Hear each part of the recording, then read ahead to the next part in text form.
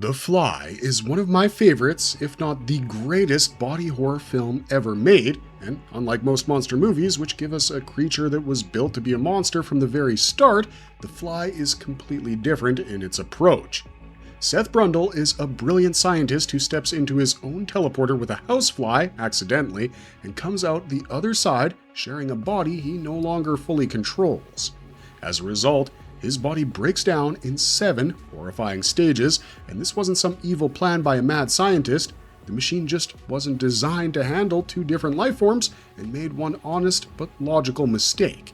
So today, I want to actually dissect the Brundlefly's anatomy, including what really happens to Seth Brundle's body, stage by stage, and how much of the Brundlefly is still, somehow, Seth Brundle. It's going to be a good one, so let's get right into it.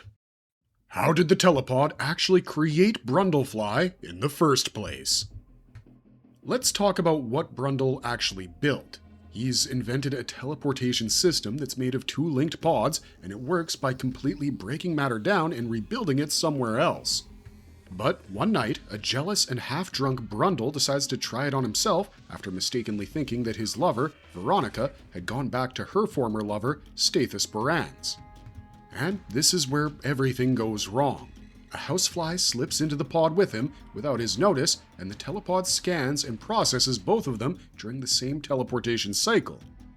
You see, the machine isn't broken or designed to be malicious. It gets confused by 2 life forms and fuses their genetic material during the reconstruction process, thus creating a single hybrid organism. But it's not like Brundle is slowly mutating into a fly, as the moment he steps out of the telepod, he's already part human, part fly underneath his skin. His hybrid body gradually starts revealing what it has been all along through the horrifying transformation we watch over the rest of the film. What happened during Brundle's earlier teleportation tests before he stepped into the pod himself? I think it's easy to overlook how the film gives us both one major warning and one apparent success before Brundle ever steps into the telepod himself. His first attempt at teleporting a living creature is a baboon, and it goes terribly wrong, as the baboon comes out inside out, making it clear that the machine can't handle living tissue at this point. Brundle, determined to fix the problem, goes back and reprograms the computer to better understand living flesh, and then tries again with a second baboon, and this time the teleportation appears to work perfectly as the baboon comes out alive and unharmed, and I was just as relieved as Brundle here because I really thought that had finally solved the problem. So Brundle's not acting out of blind recklessness when he decides to teleport himself and acts on the confidence he got from his one genuine success. Neither he nor we could have predicted what happens next when the unnoticed housefly enters the pod with him and introduces a new problem that the machine has never encountered before. Why did Brundle feel better, not worse, at first? Right after the accident, Brundle feels better than ever and doesn't get sick. He's stronger, with sharper reflexes, and is bursting with energy as his sex drive shoots through the roof. The unsettling part is that he doesn't see any of it as a warning, and instead convinces himself that the teleportation process has somehow purified his body. This is proof to him that his invention works, which makes him even more ecstatic. He even starts showing off his apparently enhanced self as he walks into a bar and ends up in an arm wrestling match over a woman named Tawny. But he goes too far by snapping the guy's arm right there at the table. His opponent suffers a compound fracture, but Brundle barely seems bothered by what he's done. Everything Brundle celebrates in this part of the film, his strength, reflexes, stamina, and heightened libido, are the earliest signs that the fly's genetics are already influencing his body, which is a tragic irony considering he feels like the best version of himself he's ever been, when actually this is just the beginning of his transformation, and he has absolutely no idea what's gonna happen next. What actually happens in each of the 7 transformation stages? This is the backbone of the whole video, so let's slow it down here. Chris Ballas and his team designed the final Brundlefly first and then worked backwards, figuring out each stage of the transformation and what it would look like realistically until they had a clear link between Brundle's human and fly forms. Stage 1 is almost impossible to notice, as Brundle's skin develops a faint kind of blotchy rash that seems like he's coming down with a minor illness. We would have never guessed from just that something terrifying was happening beneath the surface. Then comes stage 2, where the rash progresses into sores and lesions, while tiny fly hairs begin appearing across his face. The changes start becoming much harder to ignore. The wound on his back also starts growing thicker patches of coarse hairs, and his fingernails become dark and swollen. It's around this point that Brundle finally realizes that something has gone horribly wrong. Stage 3 is when Brundle starts looking more like someone who's physically transforming. His face is more swollen and uneven, and the deterioration becomes more visibly disturbing. Stage 4 spreads the transformation across the rest of the body to his arms, feet, and torso, and his bald patches become more obvious. His teeth also begin twisting out of shape. There is also a second version of the stage known as 4B, where Jeff Goldblum wore the first full-body foam latex suit, but most of it never made the final cut and survives only in the infamous monkey cat sequence, which I'll get back to, don't worry. Stage 5 pushes Brundle even closer to his final form, and he wears a more heavily deformed full-body suit, along with specially designed contact lenses that make one eye appear larger than the other. Brundle's head could also extend his jaw and push out a fly-like tongue, making him look even more grotesque. We mostly recognize Stage 6 as Brundlefly, where he got the nickname Space Bug from the effects crew. The creature was brought to life using a combination of cable and rod-controlled puppets, since no actor could physically portray a body this transformed. We see the film's final and most tragic form in Stage 7, which the crew referred to as the Brundle thing behind the scenes, created after Brundle becomes fused with the damaged telepod during his final attempt to reverse the transformation. Brundle's transformation is truly unforgettable, making the horror feel disturbingly believable from start to finish. I can't even imagine what this must have felt like to audiences back in 1986, before CGI became the norm. What single effect gave Chris Wallace the most trouble to pull off? Of all the incredible practical effects in The Fly, Chris Wallace has singled out one of the shots as being especially difficult: Stannis Baran's melting hand. Imagine, the man just pulled off one of the greatest creature transformations in horror history, yet he wasn't satisfied with this effect. David Cronenberg, however, felt differently and was happy with how the scene turned out. I always find these little behind-the-scenes disagreements interesting because they remind you that even in films we now consider masterpieces, the people making them were constantly second-guessing their own work. The effects were also quite demanding, as the team was working under tight deadlines and building everything by hand. You can imagine how demanding it was trying to bring some incredibly ambitious ideas to life with practical effects alone. Of course, not every shot turned out exactly how Wallace had imagined, but somehow the finished film still became one of the greatest showcases of practical effects ever put to screen.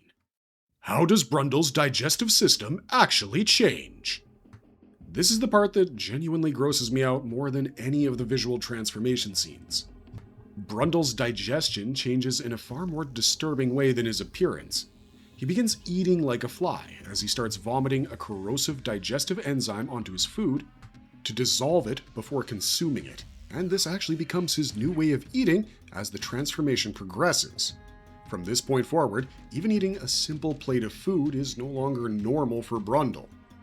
His appetite changes too as he develops an intense sugar craving, and before long his lab is littered with cakes, donuts, and other junk food. This is the point where the horror actually sets in because his digestion and metabolism, and even the way he eats, are becoming more insect-like and are clearly no longer about just looking like a fly. We eventually see how terrifying this new biology has become when Brundle spits those same corrosive digestive enzymes onto Stathis, dissolving his hand and foot before our eyes. That's when I realized this has also become one of his deadliest weapons. What new physical abilities does Brundlefly's body actually have? Brundle's transformation doesn't come without some unexpected upgrades, and that stays consistent from the earliest stages all the way through to the end. He becomes noticeably stronger and far more energetic than he ever was before. His reflexes are sharper as well, which is why he suddenly seems capable of things no ordinary human could do. His ability to cling to and climb walls and ceilings using sticky pads on his hands and feet is one of the first moments where I realized that his body is actually taking on the abilities of a fly. His senses also sharpen, allowing him to react and move with incredible speed. His appearance also changes to match these new abilities, with his eyes becoming increasingly large and insect-like as the later stages set in. It's not like these abilities make him invincible, because his body is rapidly falling apart at the same time. His newfound strength and agility all come at the cost of his humanity, and as his body is evolving, it's destroying itself at the same time. Why does Brundle start losing pieces of his own body? As Brundle's transformation progresses, his body begins to shed parts of itself. His fingernails swell and darken before eventually falling off, and later he loses his ears, hair, and finally his teeth, which first became crooked before falling out completely. Although emotionally, Brundle doesn't totally fall apart like you might expect, and still thinks like a scientist. He starts collecting the pieces of himself, including his fingernails, teeth, and other body parts, and stores them in jars inside his medicine cabinet like biological specimens. He never throws anything away and keeps observing and documenting them, which is one of the most heartbreaking details in the entire film, as he is essentially forced to become both the scientist and the experiment, even as his body betrays him. The drive to observe and record is the exact same instinct that made him brilliant in the first place, except now there's nothing left to study except his own body falling apart and no one left to publish the results to. He's watching himself disappear one piece at a time, and the only thing he can do is keep collecting the evidence. That's what makes these scenes feel so sad, no matter how dangerous he becomes in the end. Does Brundlefly actually think differently from Seth Brundle? Brundle eventually starts referring to himself as Brundlefly, and definitely not as a joke. He clearly understands himself as something new rather than simply Seth Brundle with a disease. His mind also seems to change alongside his body as he becomes more impulsive and aggressive and far less emotionally stable than the man we met at the beginning of the film. The brilliant scientist is still in there, but he's gradually beginning to think and behave more like the hybrid he's becoming. We still see flashes of his conscience, especially when he warns Veronica to stay away because he knows he's dangerous, so a part of him still tries to protect the person he loves beneath all the physical and psychological changes he's going through. The real horror of The Fly is watching an intelligent person and self-aware man fully understand that he's losing himself while being powerless to stop it. It's so much more than a typical monster movie. What does the fully formed Brundlefly creature actually look like biologically? By the film's climax, Brundlefly barely resembles the Seth Brundle we meet at the beginning. Most of his human features have been replaced by a grotesque insect-like body with an elongated head, large black eyes, thin limbs with extra joints, and a torso that now looks visibly segmented. It's fascinating how he still isn't a complete fly despite looking so much like an insect, as he never develops wings or a fully formed exoskeleton, so it's like he's caught somewhere in between, which gives Brundlefly such a unique look. He's an unstable hybrid, trapped in a body that was never meant to exist, let alone survive. That's exactly why, for the final makeup, Brundlefly had changed so dramatically that the effects team brought him to life using puppetry rather than having Jeff Goldblum in heavier makeup. His body had become so different from human anatomy that it couldn't be portrayed convincingly by an actor in a suit any longer. How does the final fusion with the telepod actually happen? Brundle is completely desperate by this point, as he's told by his computer that the only way to undo what has happened with him is to fuse with another living being, and so he forces Veronica into one of the telepods, hoping that merging with her will somehow restore his lost humanity. But the plan falls apart at the very last moment, as a badly injured Stathis manages to shoot the telepod's connecting cables with a shotgun, thus successfully shutting down Veronica's pod and freeing her before the process can be completed. Brundle, however, is already trapped inside the other telepod, while the fusion sequence is still underway, and instead of merging with Veronica, he ends up fused with the damaged telepod itself. What crawls out afterwards is part man, part fly, and now part machine too, and I can't ignore the unbearable pain he's in, as he's barely able to move or communicate and doesn't try to attack anyone. He crawls towards Veronica and silently places the shotgun against his own head, asking for the one thing Brundle can no longer do himself. She hesitates, but then she pulls the trigger. Even after everything that's happened, there's still enough of Seth Brundle left to understand what he's become and ask the person he loves to end his suffering. Why were scenes like the monkey cat sequence and alternate endings cut from the final film? Do you know about the infamous monkey cat sequence, which is one of the biggest deleted sequences in the film? Well, it featured the unused Stage 4B version of Brundle's transformation. In this scene, Brundle attempts to recreate his own accident by teleporting the baboon that survived from his earlier experiments and a stray cat together and creates a horrifying two-headed hybrid. After realizing the creature is in immense pain, he ends its suffering with a metal pipe. And the sequence doesn't end there either, as Brundle climbs onto the roof, experiences intense pain in his side and loses his grip while crawling down the wall, and tears off a newly sprouted insect limb after it bursts from his body. Apparently, test audiences found it much harder to sympathize with Brundle after watching him brutally kill the monkey cat creature, even though he was trying to put it out of its misery. Interestingly, we see a shot of this deleted scene in the original trailer, but it ended up not being in the movie. Apparently, the ending also went through several changes. One deleted version showed Veronica dreaming that she had given birth to a baby with butterfly wings, while other alternate endings paired her back with Stathis or showed her moving on happily. None of them really landed with either the filmmakers or test audiences, and I think that was absolutely the right decision. Ending the film with Brundle silently asking Veronica to end his suffering keeps the focus exactly on the tragedy of Seth Brundle, not on what happens after he's gone. How much of this transformation is actually grounded in real biology? This is where The Fly deserves a lot of credit. The telepod's gene fusion concept may not be real science, but it's not shown as magic either. Instead, it uses ideas from genetics and biology to make the transformation feel believable. Over the years, I've seen people try to explain Brundle's transformation using real biological ideas like altered gene expression or insect hormones affecting human tissue, and while those are fun theories to ponder, it's important to remember that they are interpretations made by fans, not explanations the film itself ever gives, and certainly not established science. At the end of the day, David Cronenberg was using sci-fi to tell a much more human story about disease and aging, along with the terrifying feeling they give us of losing control over our own bodies, and he uses fly biology as the metaphor to carry all of that weight. Even if the science fiction is fictional and the movie never tries to predict the future of genetics, the fear behind it is completely real. How did Chris Wallace's practical effects actually bring this to life? The toll this movie took on production was too intense. Jeff Goldblum spent hours in the makeup chair as Brundle's transformation became more and more extreme, with each stage requiring increasingly complex prosthetics and makeup. The effects team even had to switch to cable and rod-controlled puppets to bring the space bug, and later, the Brundle thing to life, which shows how Brundle's design reached a point where it had moved beyond what any actor could realistically portray.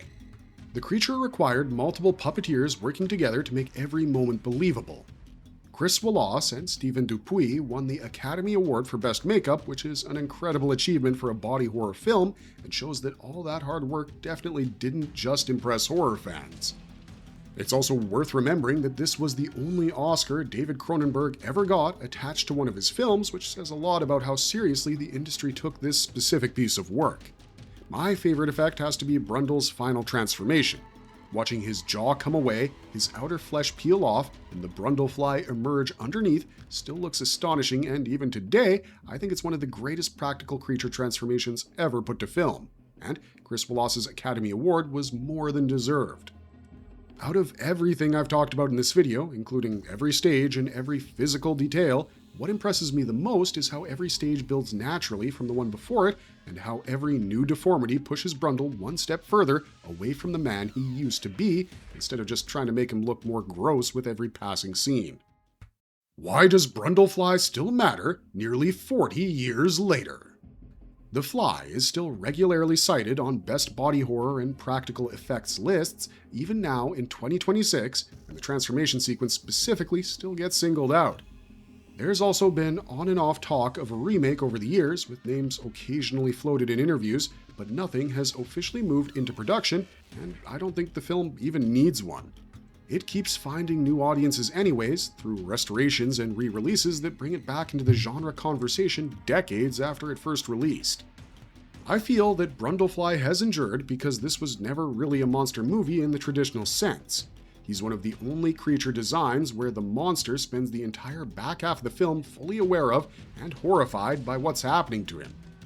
Although The Fly 2 would follow a few years later, it's always lived in the shadow of the original, and nearly 4 decades on, it's still the 1986 film that we remember and revisit thanks to its tragic story and unforgettable practical effects. So that brings us to the end of Brundlefly's horrifying and unforgettable transformation. Now, we'd love to hear from you.